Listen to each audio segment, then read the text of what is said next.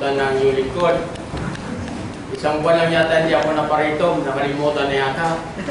Siguro ko isang taon, lalong hindi na ako malala. Ano po yan? Huwag natin tularan yung mga taga-Egyptyo. Ano po, yung ginawang mga kabutihan ng mga Israelita noong kapanahunan na doon pa si Joseph the Dreamer. Isip ko yan, ay nakalimutan na. Isip ko yan, no? Nakalimutan na. Biro lang po yan, mga kapatid, ano po. So, oras natin ay 9, tama po ba yan? 9:08? Okay po. Tama. Okay. Sorry. Medyo, kumbaga sa ano, ilan siguro sa atin, lalo yung mga masyadong abala ng mga nakarang araw. Maaaring kagabi lang ay siguro, naghihirap kayo sa mga biyahe, ano po, sapagkat masyadong matraffic. Yung lingkod niya sa pagparito ay kung saan kami napasuot para makaiwas lang po roon sa tindi ng traffic dyan sa gawing tungkol. Ganyan po yan, no? Kaya dumaan kami kung saan umikot, pumunta kami ng Paradise, mahaba rin pala traffic, bumalik ulit kami, pumunta kami ng Nine Roads at tumapos kami ng Pixon, mga traffic, ganyan po. So, paikot-ikot kami upang makaiwas sa malubang traffic. So, medyo ilan siguro ay ating panahon ngayon katatapos na tinatawag natin Holy Week. Ano po yan, no? So, itong araw na ito, araw ng linggo, para sa ating mga kababayan na sa dating paniniwala ay sabing ganoon, ngayon ang pagkabuhay ng ating Panginoon. Yan po. Yearly po ay ganyan po yung tumatanim sa mga isipan ng ating pong mga kababayan, lalo po sa paniniwalang ating pong nakagisnan sa bansang ito. Yan. So, taon-taon, sa paniniwala po nila, namamatay po ang ating Panginoon. So, tuwing Friday ng hapon, namamatay ang ating Panginoon. Sabi nga noon, kaya pag Friday po, sabi nga noon, hanggang Sabado, ay sabi nga, walang Diyos. Sabi nga ngayon, sabi nga noon. Kaya bawal, sabi niya tayong magtrabaho sapagkat walang Panginoon, patay. Sabi nga noon, taon-taon po yan, yan po ang tumatanim sa mga isipan ng ating pong mga kababayang ay hindi natin masisisi sapagkat yan po ang kanilang nakagisnan. So, kung dito po mga kapatid, mga kaibigan, kung ating pong sisipin ng isa sa mga aklat ng Isaias, kabanatang 53 at talatang 5, ganito po yan. Kasi, mamaya po yung ating mga katanungan pagkatapos po nito. Yan. Pakisundan po ninyo sa pagkakaliwa sa aking talatang aking tutunghayan mga kapatid. Ngunit siya ay nasugatan dahil sa ating mga pagsalansang, siya ay nabubog dahil sa ating mga kasamaan. Ang parusa ng tungkol sa ating kapayapaan ay nasa Kanya, at pamamagitan ng Kanyang mga latay ay nagsigaling tayo. Purihin po Panginoon ang Panginoon sa oras nito sa pagkakasimple sa isa sa Kanyang mga sulat mga kapatid. So dito po, hindi nalalaman marahil ng ating mga kababayang ganito po na bakit namatay ang ating Panginoon? Yan po. At ano po ba yung naging layunin ng kamatayan ito? Yan hindi po yan, no? So, at sabi nga, may mga masdan tayo, lalo na yung lingkod sapagkat ako po yan noong Huwebes ng hapon ay pumaroon sa Bataan. So sa pagbalik po namin, gabi na po, inabot kami ng siguro mga alas 11 na ako nakauwi sa bahay sapagkat sa layo ng aming paglalakbay. Dumaan pa kami ng San Fernando, Pampanga sapagkat meron kaming pwesto na aming pong dinadaanan. So, napakahaba po yung nakikita ko o nasaksiyan ng aking mga mata na sila na po ay sunod-sunod ng mga pasang krus ang ilan sa kanila. Ang iba ng mga naka-apak po yun walang sapin sa paa. Ang iba po ay mga nakahubad ang kanilang pantaas na katawan at inaagupit ng sarili nila yung kanilang pong sariling katawan. Yan po. Ayan po, yan taon-taon, maaaring nasakyan natin ito. Meron po iba, nagpo-prosesyon. Ayan po. So, isang prosesyon ito po, pagkahaba-haba, na nakaabala rin po sa mga motorista. So, nandun po, naisipin mga kasuotan nila, na iniangkop nila doon sa lumang kipan na kung paano po ang mga kasuotan, mga nandoong nakikisa doon sa tinatawag nating prosesyon. So, ang iba po yung tinatawag na natin nagpipinitensya, yung nagkakupit sa sarili nila, ay kasama na po yun sa tinatawag nating pinitensya. Yan. Yung paglalakad ng walang sapin sa paa, kasama na po yun sa pinitensya. Yung iba po mula Maynila, patungo po rito sa gabi rito sa Biba ng amin sa Bulacan, sapagkat nandito po yung tinatawag na gruto. Eh ngayon, kung mapapansin po ninyo, sabi ng ating bossing, mukhang mahina yata ang tao ngayon, sabi nga noon. Paano hindi hihina ng dalawang partisyon na po? Meron na pong dalawang lugar na kanila pong paruunan sa ngayon. Bakit po? Yung gruto dati ay yun po yung punong-puno isang location lang. Pero sa ngayon po, mayroon pong isang location na isa pa po nilang mapuntahan doon sa may gawing Marilao. Yun po yung tinatawag namang Divine Mercy Church. So, nahati na po yung mga tao. Ito po yan, ano? Pero, isa po ang layunin nila para pumunta rin doon sa lugar na yan, ano? So, ito po yan. So, hindi na ang bukso ng tao ay isang direksyon lang. Ngayon, dalawa na po. Ito po yan. So, nahati ngayon, kaya mapapansin po natin, para nga pong pumunti yata ang namamanata. Parang ano po yun. Pero, hindi po yun. Yung iba ay napapasa ng cross na isip ko yan na mabigat. Yan.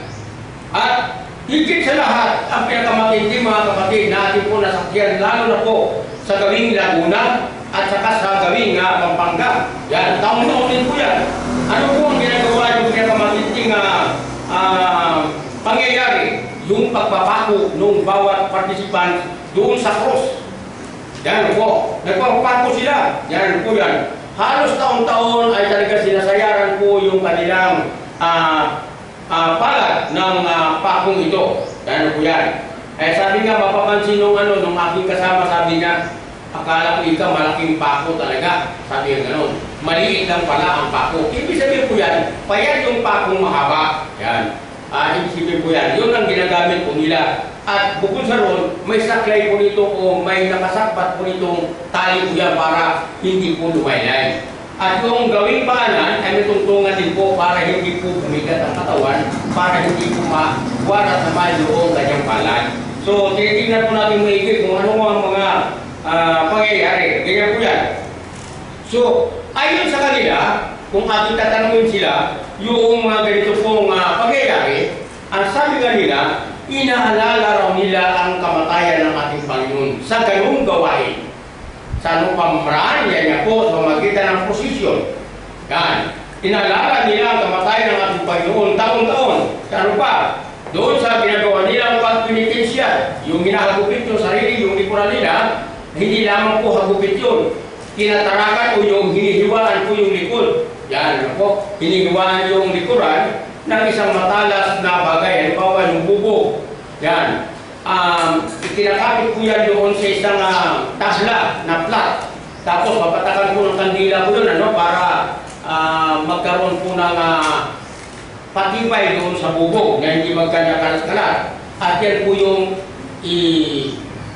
i-require doon sa likuran.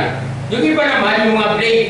Yan, yung blade na may sukat po yung mga blade na yun, yung pagkakano sa hiwa, na kanila pong iniipit na kanilang mga kuko para may limit po kung gaano kalalim. Yun po iginukulis lang.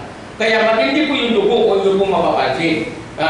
Noong yung lingkod ay nandun pa sa 4 na sulot na tigil ng mga panahon na yun. Yun po ang ginagawa ng aking mga kasamahan doon. Paikot sila doon sa 4 na sulot na tigil na aming ginagalawan yung mga panahon na yun. So, doon ko nasaksihan na kung paano nga po yung ganitong ritual. Ganun po yan, no? Yan. Kaya pala hindi nila naramdaman yung hiwang yun sa kanilang likuran sapagkat namanhid na po doon sa kapapalo noong tinatawag natin. Parang ganito palalaki po na mga kanyang kahaba, dipindi po sa kanilang supat sa kanila pong tinatawag na panata. Yung panata, tandaan po natin po, ang kahulugan po niyan ay pangako. Hindi po yan, ano?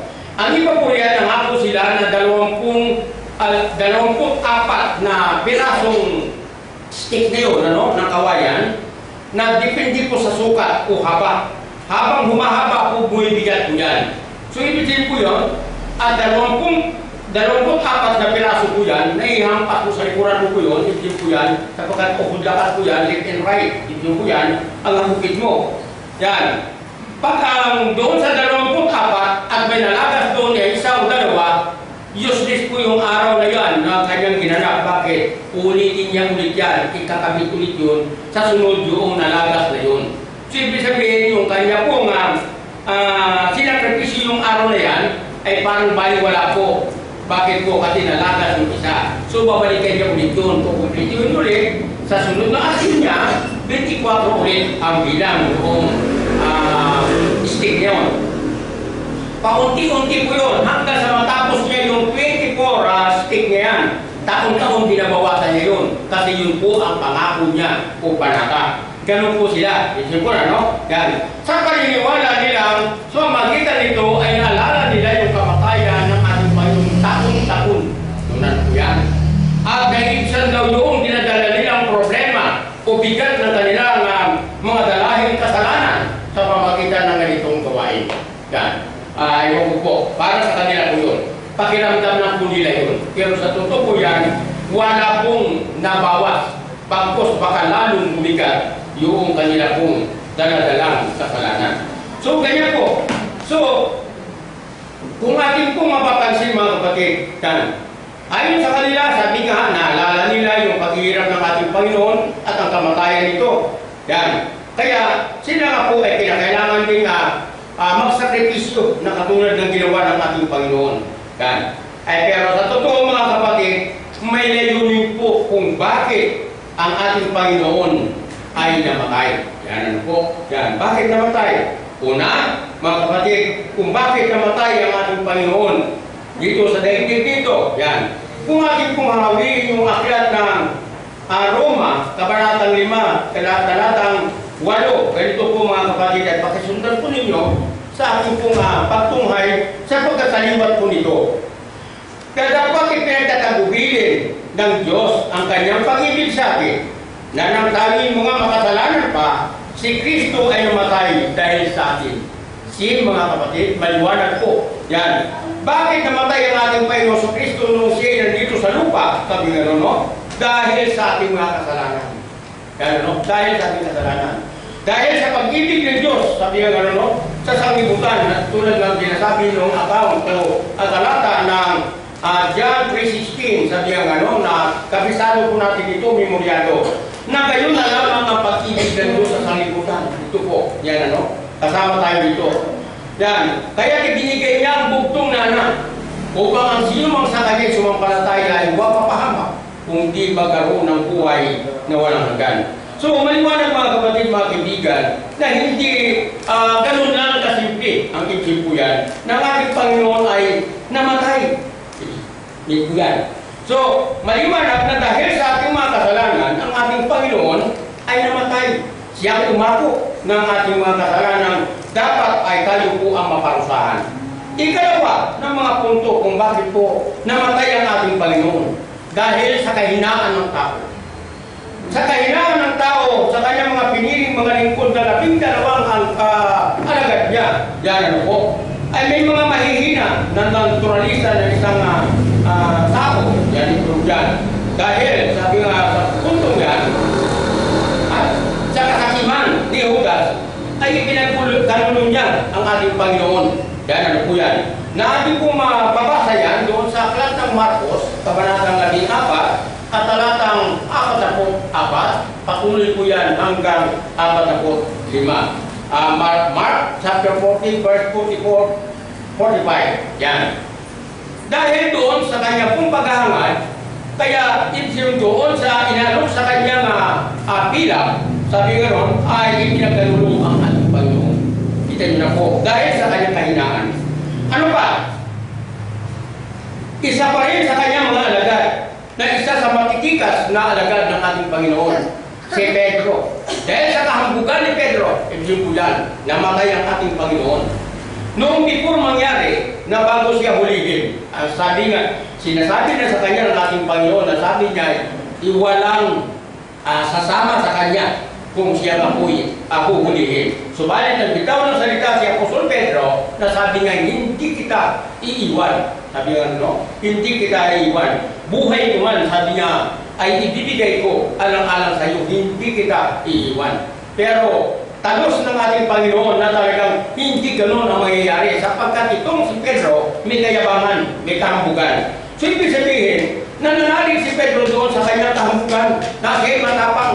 Kaya kita mo lahat ng magtatangkang lumapit sa ating Panginoon, inuupakan niya, sinusuntok niya. At saka sa katunayan, sa totoo naman talaga, nung hinuli ang ating Panginoon sa Kristo, ay tinaga niya yung kanang tinga ni Mako, yung isa sa mga kawal na humuli sa ating Panginoon. Yan, kita niyo na po, na pinakita niya, ano ibig sabihin, matapang siya.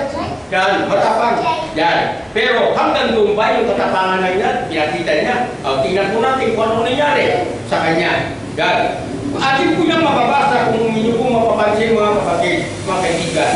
Doon sa Marcos pa rin po, kabanatang 14, at sa talatang 16, at 6, patuloy hanggang 72. Mark chapter 14 verse 66 down to 72. Yan, nandiyan po yung accounts, mga kapatid. Na kung paano po, nagkatotoo yung sinabi ng ating Panginoon na hindi titilao ang manok hanggat hindi mo ako isinatuwa ng 3 ulit. Yan. Dahil sa kanyang karuwagan, kumaga sa loob, natakot na siya rin. Kita niyo na po, natakot siya Apostol Pedro dyan na baka masama niya doon sa maparusahan katulad ng ating Panginoon. Kaya pinakailan niya ang ating Panginoon. Hindi ko kasama yan. Hindi ko kilala yan. Ipinakailan niya ang ating Panginoon na hindi niya kilala. Hindi niya kasama. Yan. Sa katunayan, nanungayo pa siya habang lumalayo doon sa area ng kanya pong kinarunan. Ibig po yun, pag nanunungayaw, ibig po yan, nagmumura. Ibig po yan. May mga lumalabas sa kanya mga labi na hindi narapat sa isang lingkod na katulad niya. Ibig po yan. Noong time na yan. So dahil sa kanyang kahambugan, ibig po yan, nagkatotoo yung sinabi ng ating Panginoon na hindi ka titilawag ang manok kung hindi mo ako may tatuan ng 3 pieces. Sabi nga ron. So, dyan po, kuminsan mga kapatid, ang pumapasok ngayon sa ating mga kababayan, pag sinabi kong manok, ay sabi niya, manok ni San Pedro. Kaya mayroon na ngayon mga lechon manok. Pero San Pedro, sabi niya, Senyor San Pedro. Yan. Tandaan po ninyo mga kapatid ko, kailanman hindi nag-alaga ng manok si Pedro. Walang accounts, wala tayong mababasa sa banal na kasulatan na isang talata na si Pedro ay isang sabungero. Yan Yan. O nag-alaga ng manok na sabungero o anumang manok, ibig po yan, hindi po. Yan. Ay bakit na naging kaagapay noong pangalan ni Pedro yung tinawag na manok? Yan, ito nga yung hula o yung bago mangyari yun. Sabi nga ng ating Panginoon sa kanya na hindi ka titilawag ang manok kung hindi mo ako may tatuan ng 3 ulit. Yan po. So tanda po natin na si Pedro dahil sa kanyang kahambugan, napahamak ang ating Panginoon. Yan, na ito po naging bunga upang may pako sa krus ang ating Panginoon sa Kristo. So ano ba? Ikatlong punto, kung bakit namatay ang ating Panginoon sa Kristo? Dahil sa takot ng tao. Sinong tao ang ating tinutukoy dito? Sa karuwagan ni Pilato na dapat sa kanyang kapangyarihan ay po pwede niya mapawalan si Kristo. Subalit, hindi po nangyari. Dahil sumisigaw ang maraming tao, nasabi nga gano'n, kinakailangan sabi nga ipako sa cross. Pag pinawalan mo ikayan, sabi nga gano'n, hindi mo maging kaibigan si Cesar.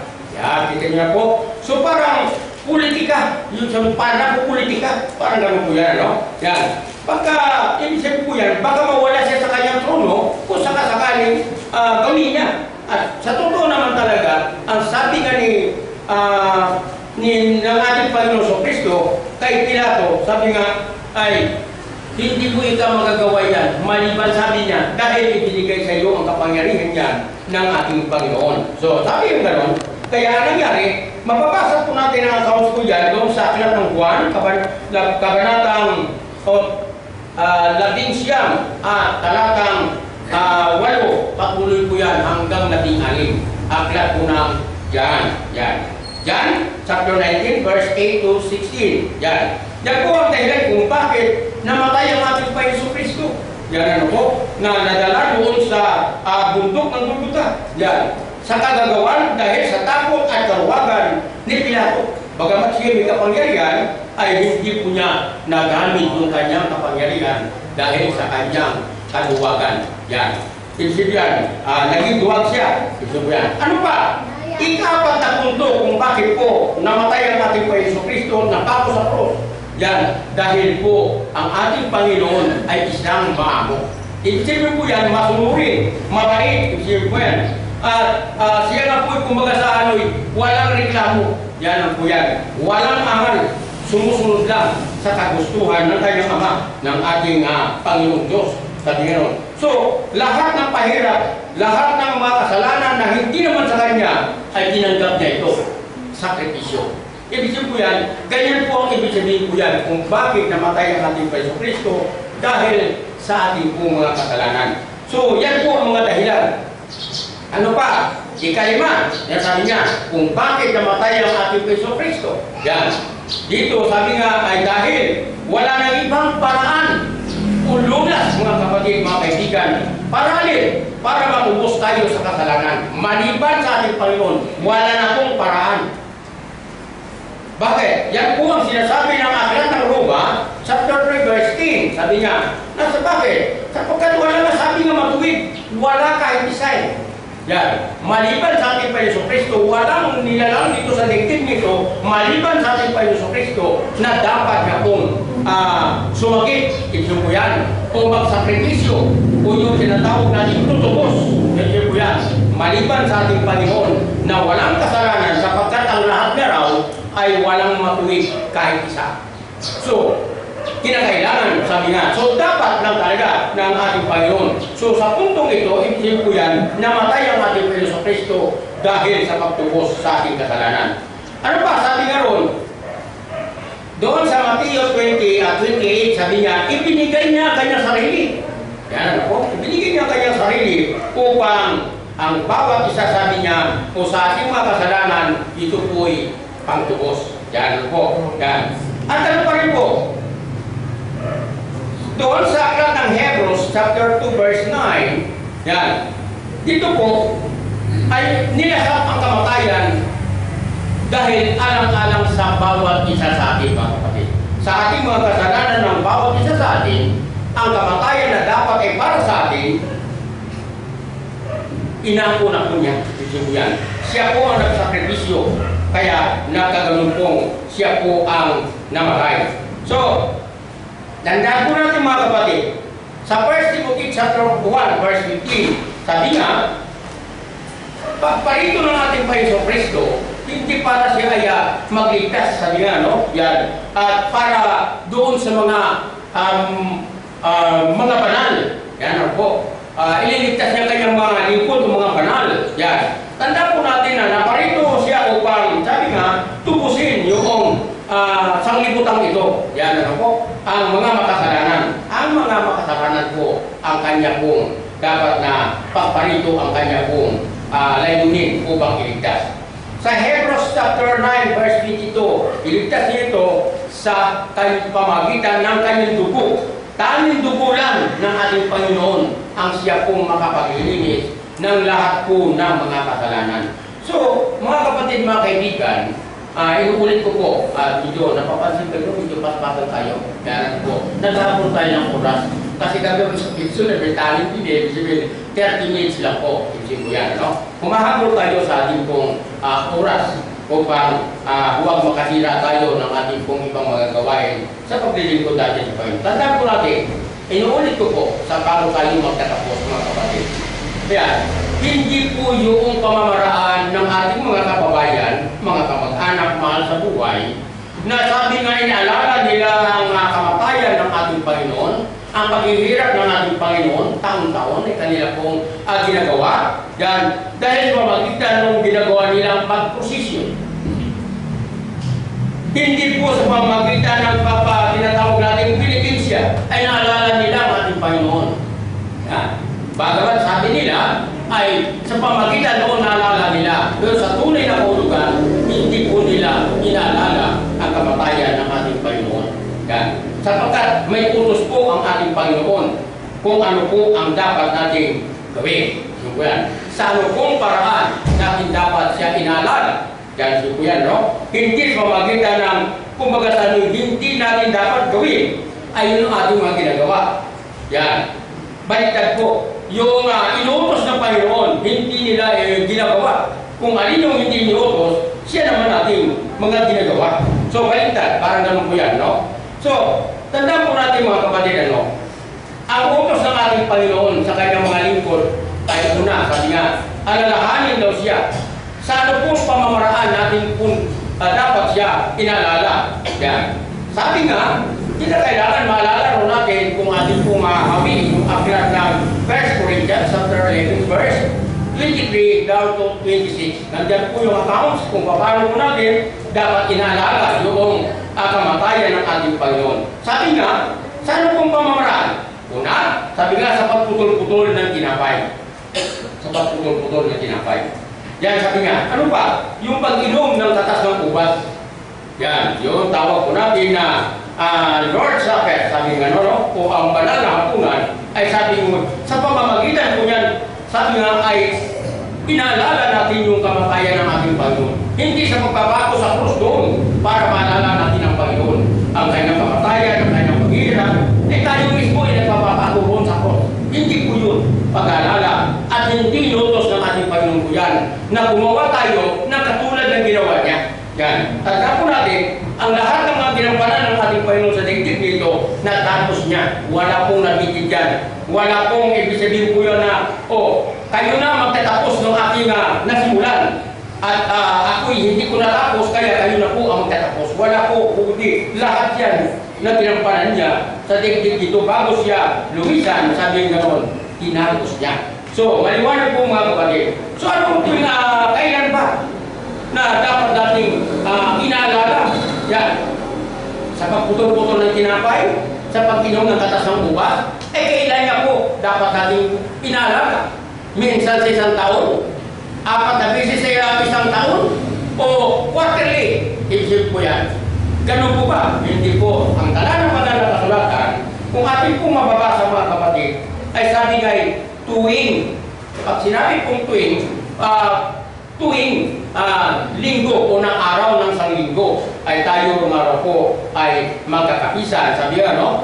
Diyan po na tayo po'y magputol-putol ng tinapay, sabi nga doon sa 20 talatang 7 ng aklat ng mga gawa ay nandun po kung paano sila nagputol-putol unang araw ng sanglinggo po yan. So linggo lang po ang sabi pagputol-putol. O brabang Lunes at Miyerkules kaya kung po pwede. Kasi wala akong time mga araw ng linggo eh. Yan, Lunes o kaya Miyerkules na lang kaya. Ay, hindi nga po pwede sapagkat ang utos ay sabi nga, unang araw ng sanglinggo. Ay tandaan po natin, titingnan po natin, ako noong araw hindi ko napapansin yun eh. Yan, sapagkat ang pumapasok sa isipan natin, pag sinabi natin, ang unang araw, sabi nga ng isang linggo, ang pumapasok agad, Lunes. Di po ba? Lunes, yan na po yan. Pero pag tinignan po natin ang kalendaryo, hindi pala ganun. Yan ang unang araw ng isang linggo ay linggo. Tingnan po yung kalendaryo. Yan, nakakulay pula pa po yan. Palatandaan lamang na yung linggo talaga ay sabi nga unang araw. Yan. Pero noong mga araw, hindi ko napansin yan. Ang akala ko ay Lunes ang unang araw ng isang linggo. Yung pala, yung Lunes ay unang araw sa pagpasok sa trabaho. Kita niyo na po. So, magkaiba po yun.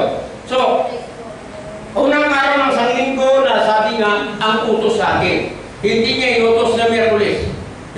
Na sabi nga tayo po'y magkakatipon at magputol-putol ng tinapay nito. At wala sinasabing tahunan. Sabi nga nung iba ay Santa Sina. Sabi nga tahunan. At yung iba naman ay mga may quarterly. Yan ano po, may ibang mga ganyan ano po. Sa anong dahilan? Tatapwa. Hindi natin kinikilala ang ating Panginoon. Ikinahiya natin. Maaaring gano'n, ano po? Sa anong mga pasyon, maaaring sa iba't ibang kaparahanan, hindi natin kinikilala na tayo o pinakikilala na tayo po isang Kristyano o lingkod tayo ng Panginoon. So, ibig sabihin, dapat huwag natin tularan si Pedro sa pagkakataong katulad mo. Huwag natin tularan si Judas. At huwag din natin tularan si Poncio Pilato na natakot. Isip ko yan. Dahil sa natakot siya, halimbawa si Brother Willie na lalagay sa langanin, yan, hindi ko kilala yan. Hindi ko kapatid yan. Ay, sa totoo yan, hindi ko nga nasilayan ang anino niya. Ngayon po pa lang nakita. Yan. Dahil maaaring natakot sa isang pangyayaring halimbawa sa isang debate. Ganun po yan. Na ang inyong lingkod ay lalagay sa mga ganyan sitwasyon nito. Mga panahon doon sa Tapang Palay na tayo po'y nag-iisa doon sa kalipunan na napakarami nila. Hakot sila hakot sila. Tayo nag-iisa. Pero hindi na tayo nakikinig doon sa pagkakatapuanan ay ating pong ipagalaban. So, huwag tayong ipahiral sa atin yung takot. Hindi po yan, no? So, ayusin natin, huwag tayo maging ugali na katulad ni Pilato. At sabi nga, ay para hindi tayo po makakasama. Sapagkat sabi nga, dahil sa ating mga kasalanan, dito po kaya naghirap at namatay ang ating Panginoon. Sana po mga kapatid, mga kaibigan, naging malinaw sa bawat isa sa atin, sa ating mga kaisipan, na ang ating pong Panginoon Kristo ay kung bakit po namatay. Yun nga po ang dahilan. Dahil sa pag-ibig ng Diyos sa sanglibutan, kaya ang ating Panginoon kinakailangan po mamatay. Yan na po. Sapagkat sa pamaganyang kamatayan, ay sabi nga, nandun po tayo magkakaroon ng buhay. Sabi nga nun. Sapagkat kung walang mamamatay, sabi nga nun, ay sabi nga, hindi tayo kailanman magkakaroon ng buhay. So yun ang dahilan. Yun. Pag-ibig ng Diyos sa sanglibutan. Kaya, ang ating Panginoon Kristo ay namatay. Maraming salamat po. Magandang umaga.